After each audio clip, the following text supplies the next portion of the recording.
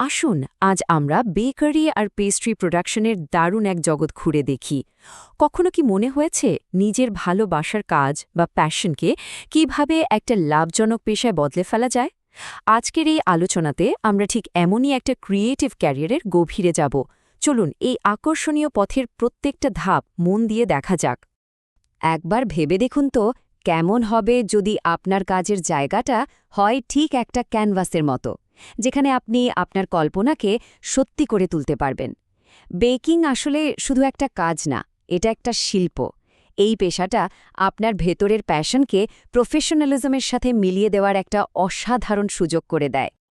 যে কোনো বড় বেকার বা পেস্ট্রি শেফের গল্পটা যদি শোনেন, দেখবেন শুরুটা কিন্তু হয় প্যাশন বা ভালোবাসা দিয়ে। এই পর্যায়ে নিজের ভেতরে সে আগ্রহ আর প্রতিভাকে খুঁজে বের করাটাই কিন্তু সবচেয়ে জরুরি। চলুন দেখি এই যাত্রার প্রথম ধাপগুলো ঠিক কী হতে পারে। আর দেখুন, আজকাল পর্যটন আর হসপিটালিটি সেক্টরে কিন্তু বেকারি আর পেস্ট্রিকে খুবই ক্রিয়েটিভ আর হাই পেইং একটা পেশা হিসাবে ধরা হয়। আর যখন নিজের সৃজনশীলতা আর আর্থিক নিরাপত্তা দুটোই একসাথে পাওয়া যায়, তখন সেই পেশাটা তো আকর্ষণীয় হবেই, তাই না? আচ্ছা, তাহলে যাত্রাটা শুরু করবেন কিভাবে?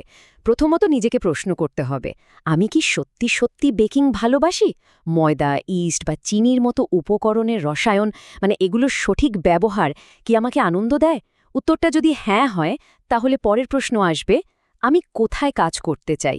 একটা ছোটখাটো দোকানে, নাকি কোনো বড় 5 স্টার হোটেলে, অথবা একদম নিজের উদ্যোগে? এই সিদ্ধান্তগুলোই কিন্তু আপনার ভবিষ্যতের রাস্তাটা তৈরি করে দেবে। শুধু প্যাশন থাকলেই তো হবে না, তাই না? একজন পেশাদার হয়ে উঠতে গেলেই কিন্তু সঠিক প্রশিক্ষণ আর দক্ষতা অবশ্যই লাগবে। এই পর্যায়ে এসে আপনার ভেতরের প্রতিভাকে ঘষা মাজা করে ধারালো করে তুলতে হবে, যাতে সেটা একটা বিশ্বমানের পর্যায়ে পৌঁছাতে পারে। চলুন এবার এই অধ্যায়ে ঢোকা যাক। সাকসেস পেতে হলে হাতে কলমে ট্রেনিংয়ের আসলে কোনো বিকল্প নেই। একজন অভিজ্ঞ মেন্টরের কাছ থেকে কাজ শেখা, তার কাছ থেকে ছোট ছোট কৌশলগুলো জেনে নেওয়া, এগুলোই কিন্তু একজন নতুন মানুষকে ধীরে ধীরে এক্সপার্ট করে তোলে। শুধু বই পড়ে যা শেখা যায়, তার চেয়ে এই প্র্যাকটিক্যাল জ্ঞান অনেক বেশি জরুরি। তো একজন প্রফেশনাল বেকার হতে গেলে ঠিক কি টেকনিক্যাল স্কিল লাগে? যেমন ধরুন, বিটিইবি বা এনএসডিএ এর মতো সরকারি অনুমোদিত কোর্স করে নেওয়াটা খুব জরুরি। এছাড়া উপকরণের গুণাগুণ জানা, রেসিপি ঠিকঠাক ক্যালকুলেট করা, আধুনিক ওভেন বা অন্যান্য যন্ত্রপাতি চালানো, আর সবচেয়ে গুরুত্বপূর্ণ হল খাদ্য নিরাপত্তা বা এইচএসসিপির মতো আন্তর্জাতিক স্ট্যান্ডার্ডগুলো সম্পর্কে পরিষ্কার ধারণা থাকা। এই দক্ষতাগুলোই আপনাকে বাকিদের থেকে এগিয়ে রাখবে। একবার যখন এই দক্ষতাগুলো আপনার হাতে চলে আসবে, তখন কিন্তু আপনার সামনে খুলে যাবে সম্ভাবনার এক বিশাল জগৎ। শুধু আমাদের দেশেই নয়, দেশের বাইরেও কিন্তু অসংখ্য সুযোগ অপেক্ষা করছে।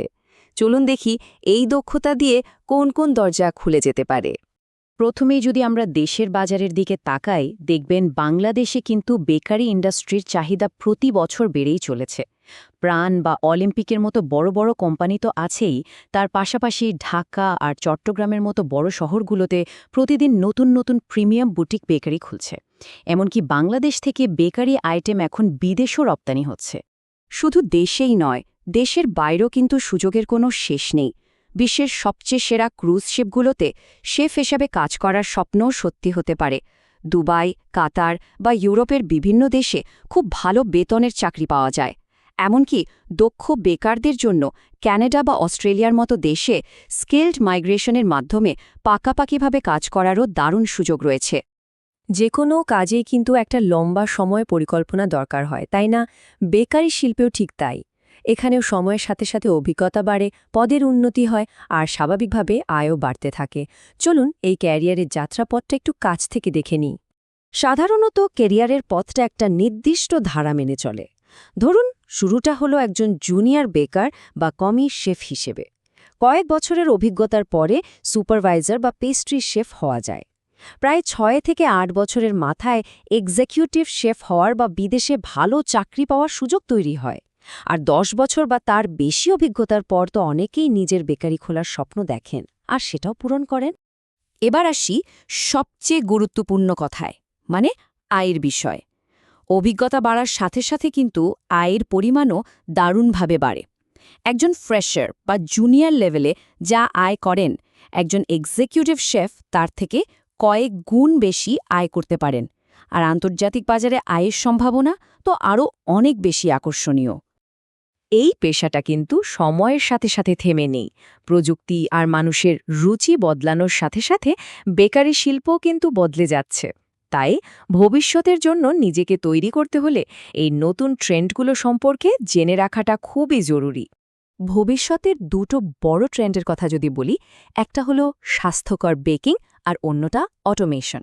মানুষ এখন সুগার ফ্রি, গ্লুটেন ফ্রি বা প্রোটিন সমৃদ্ধ খাবারের দিকে ঝুঁকছে। অন্যদিকে ২০২৫ সালের পর থেকে ইন্টারনেট কানেক্টেড যন্ত্রপাতি বা আইওটি এবং অটোমেশনের ব্যবহার প্রোডাকশন অনেক গুণ বাড়িয়ে দেবে বলে ধারণা করা হচ্ছে। তার মানে হলো এই শিল্পটা সব সময় নতুন নতুন উদ্ভাবনের মধ্য দিয়ে যাচ্ছে। আর এই ইন্ডাস্ট্রির ফিউচার যে কতটা ব্রাইট তা শুধু এই একটা সংখ্যা দেখলেই বোঝা যায়। প্রতি বছর এই সেক্টরে প্রায় ১৫% হারে গ্রোথ হচ্ছে। ভাবা যায়? তার মানে হলো এখানে সুযোগ কমবে না, বরং দিন দিন বাড়তেই থাকবে। এটা একটা স্টেবল আর গ্রোয়িং ক্যারিয়ারের দারুণ একটা লক্ষণ। তাহলে পুরো আলোচনার শেষে প্রশ্নটা কিন্তু এটাই, প্রত্যেকেরই তো নিজের একটা গল্প থাকে, একটা ক্রিয়েটিভ জার্নি থাকে। বেকিং হতে পারে সেই জার্নির একটা অসাধারণ মাধ্যম। আপনার ভেতরের শিল্পীসত্তাকে কাজে লাগিয়ে আপনি কি তৈরি করতে চান, সেই সিদ্ধান্তটা কিন্তু একান্তই আপনার।